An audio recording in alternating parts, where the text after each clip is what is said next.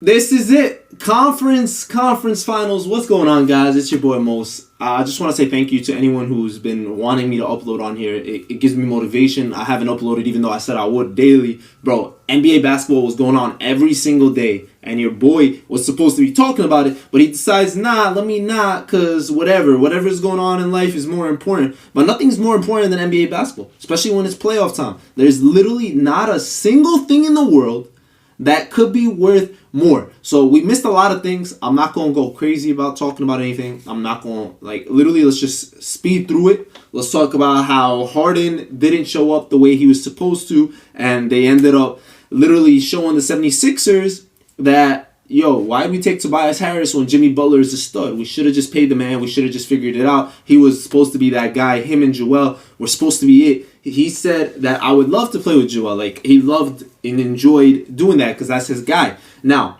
fast forward to, I'm just going through every series really, really fast. Just little pointers here and there. Giannis, that game 7, bro. There was a game 7. We were so excited for it. And the Celtics just clamped up completely. Took the Bucks out of it. That's why home court advantage paid off. It was literally went down to the last game of the season when the Celtics decided not to rest and the Bucks did. They lost home court. That could have been the difference between winning this series and losing it. The Bucks were like, we're good. We're going to win anyway. We're chilling. Middleton goes down. That home court could have helped. I'm just saying. I don't know if it would have fully the way the Celtics played that game. And we've seen that both teams could win on each other's courts.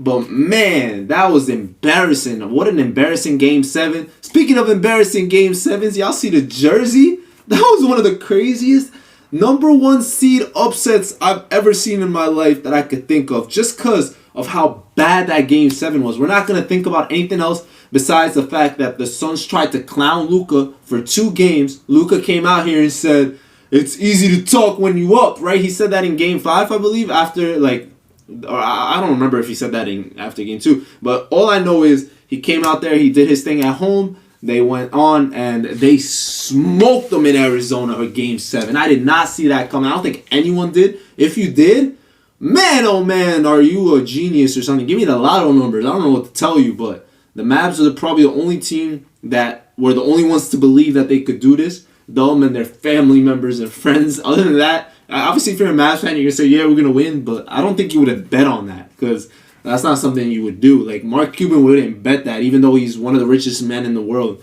I don't think he would have. Now, we saw what happened with the Warriors. Ja got hurt. Gary Payne got hurt. We don't want to talk about it too much. They probably were going to win regardless. And I'm not going to say they weren't if Ja didn't get hurt. But it was weird. Everything was weird. So now here we are. 4 teams remaining. The final 4. Final countdown. We already saw game 1 of the Heat Celtics.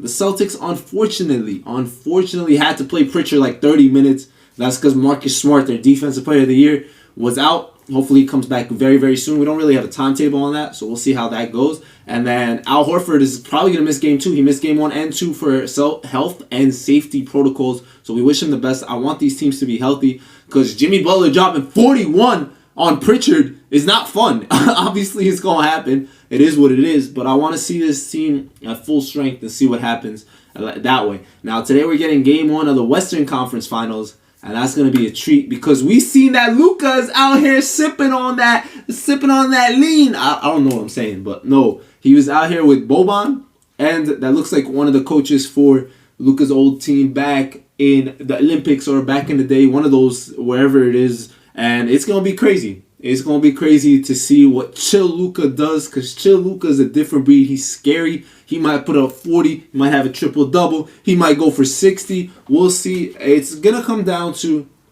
can the role players do anything. So I want to do this daily, so I'm not going to talk too much because we're going to see how it goes. We'll just talk about tonight's game more or less.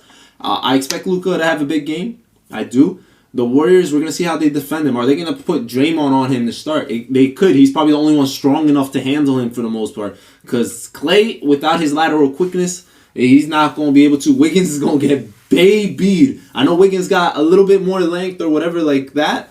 But no, don't do that. Don't do that to him. I expect Luka to do what he was doing in the last series where he was hunting CP to try to hunt Curry. So we'll see if they're able to do that or is it not going to happen like that? Shout out to Jason Kidd for the great coaching. If you guys don't know, he's actually like my favorite player of all time. He's the guy that made me fall in love with basketball, so it's great to see him succeeding. And Luka is one of the greatest players in the league right now. He's so fun to watch, so it's great to see him both succeeding together. I don't expect them to beat the Warriors, but I didn't expect them to beat Phoenix, so I'm just going to be a fan from now on. No more predictions from me.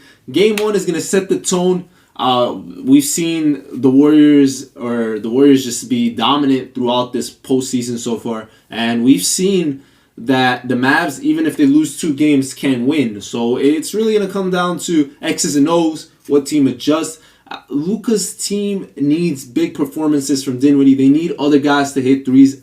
I think the Mavs are really close to the Warriors when it comes to their play styles. Like, they also want to shoot a lot of threes, but they don't pass as much in a sense. They ISO with Luka or Dinwiddie or whatever the case is. It's going to be a lot of fun. We're going to see how it goes. Let me know your predictions down below, and we'll talk again tomorrow after the game, as well as talk about the Heat-Boston Game 2. I'm really excited for that. I'll catch you guys later. It's been your boy Most, and thank you for doing the most.